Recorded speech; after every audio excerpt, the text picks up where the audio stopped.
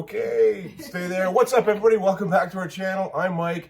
This is a recently recovered from COVID Annie, and today we are drinking some whiskey. We're drinking some very highly sought after whiskey today, as a matter of fact. This is something that I've heard a lot of hype about, and it is actually slightly, well, a little more slightly difficult to get. I got lucky, but I was able to find Blanton's single barrel. So, a few things about Blanton's. Blanton's claims that it is the first single barrel to be widely available to the public, starting in 1984. I don't know if that's true. There's some people that dispute that. But before single barrel was sold to the public, in Blanton's case in particular, the best bourbon at the Blanton's warehouses, whatever, Warehouse H, by the way, which is where we got ours from, would be given to like dignitaries and people that would come over, and like very well-to-do people, VIPs, I guess you would say.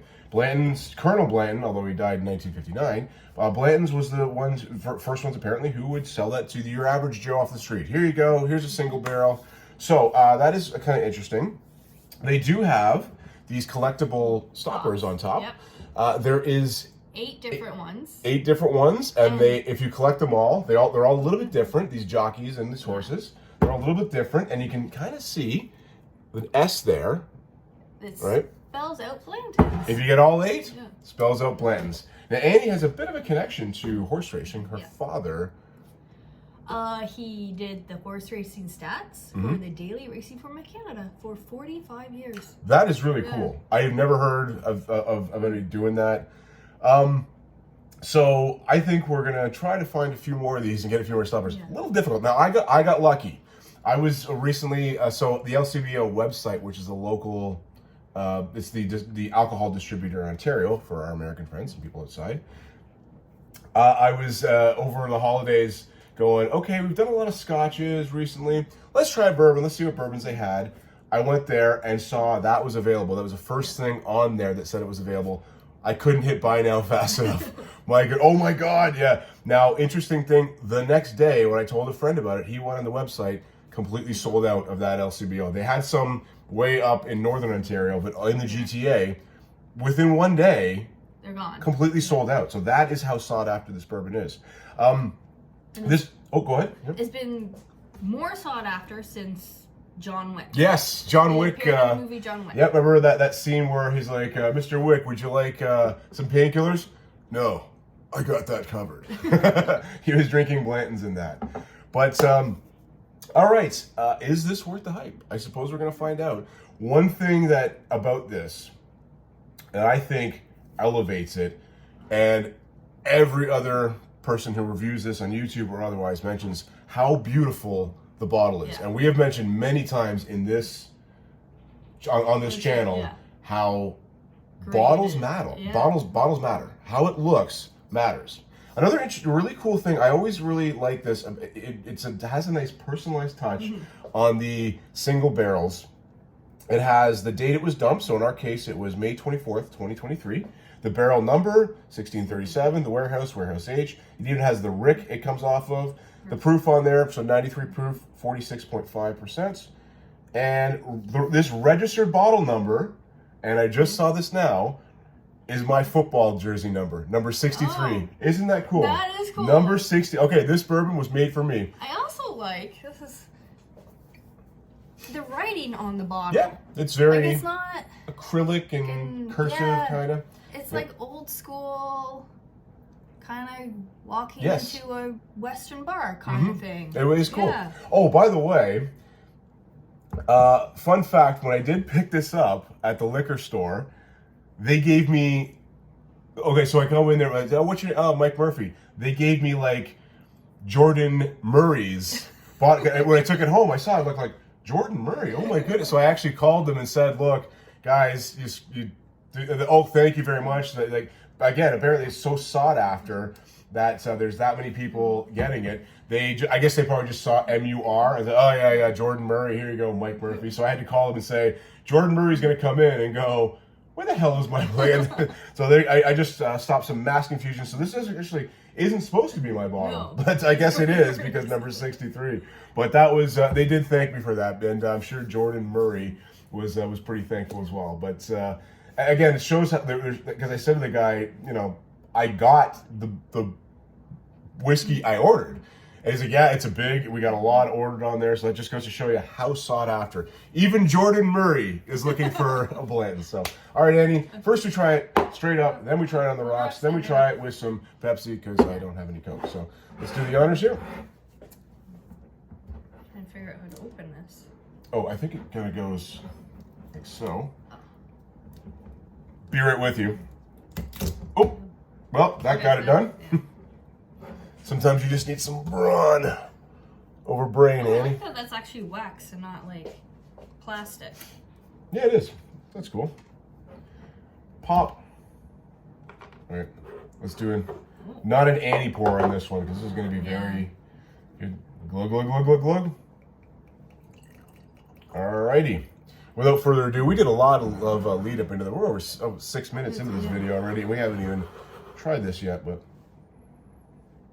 Ooh, okay, very rich fruits, citrus, and some vanilla, a bit of an oak char to it as honey, well. A little bit. Some apple in there. Yep. Am I getting cherries as well? Yep. Okay. Cherries and honey. That's what I'm getting. Yeah, you know what? Everything.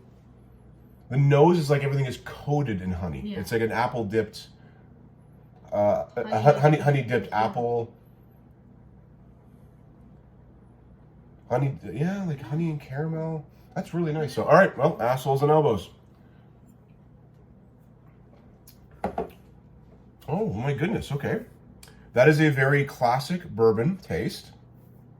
The forward is orange and caramel.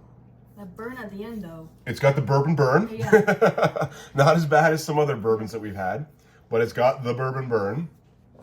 And I'm also getting graham crackers in there. I'm tasting a lot of honey. Yeah? Yeah. Or maybe that's what the graham crackers would be, and honey? Yeah. Got like that cereal graham cracker, almost like golden grahams. I'm as a not finish. tasting the cherries like I am smelling it, though. The palate is much different from the nose on yeah. this. Very different. Okay. Okay. So far, pretty good. It's kind of like a very thick-looking bourbon, too. Yes. Yeah. It's not quite the mouthful other bourbons are, Yeah. but it's got enough to it. It's not much of a finish either, but it's not lingering like some other bourbons were with me. But okay, so far pretty good. This is so cool. This little. I love those little toppers. Yep. Once I'm done with this, you can have the topper, since you got the connection to the ponies and all that. Pretty good with ice, or on the rocks, as we say. It's it mellows the burn down. Yeah. For sure. Yep. So far, I think this is a very slightly above average bourbon. Yes. I've had better bourbons, and I've certainly had worse bourbons. I'd put this probably a step behind your Four Roses single barrel, and certainly behind like an Angel's Envy, and that, but much better than that this Henry McKenna monster bottle that we had. I'd say it's better than that. I would like to try this with an old fashioned. Yeah. Okay. So, well, let's try it. Just another splash here, and we'll try it with some Pepsi. But I don't think this is going to be a mixing whiskey. I get that feeling. Although, who knows? This is why we do it like this, right? Ready? I did take the first 2 sips, so you go for it. I really, the nose is so much. I think the nose is the best part of this. That's actually really good. Yeah? Oh, okay. Apparently, it's not a sipping whiskey, or not just a sipping whiskey. It tastes like a cherry Coke. Does it? Yeah, surprisingly, it does. That's delicious. No. Second sip, I'm getting more of a vanilla Coke. I completely stand corrected. That is a great mixing bourbon. Yeah. I don't think I'm going to mix it though, because this is such a... No, if I can get another bottle somehow, Yeah. I think I'd mix this. But ooh, we damaged this already. But okay, well, ultimately, Annie, what do you think? What's your final assessment of Blanton's single barrel bourbon whiskey? I like it. I think it's a very classic Kentucky bourbon. I think it's got a great nose and a decent palate. Now, here's the big question. Is it worth the hype for the taste? I don't think so. For the taste, no. I don't think so. For the bottle and Yes. the collectible top, yes. That and the fact that it is kind of hard to get, I think that elevates it. I really think that puts it higher than what it really should be in for the taste. Should you go out of your way to get this bourbon for the taste? No. If you see it, should you get it? Especially for I think it's only about a $70 price point. Is this? Yes, I'd say get it, but don't go completely out of your way. So ultimately, a good bourbon, a very drinkable bourbon. I think we're going to enjoy this. So, all right, maybe do some more bourbons on the next video. Maybe we'll pick up an Irish whiskey. It's 2024, so we got a long year to go of whiskey tasting. Hopefully, many more. And what is our sign off again, Annie? I can't remember. Doesn't have to be whiskey to drink. Wednesday to drink whiskey. Okay, there we go. But today it happens to be Wednesday. Is it? Oh, it is Wednesday. It doesn't have to be Wednesday to drink a whiskey, but it is Wednesday. So thanks for watching, everybody. We'll see you soon.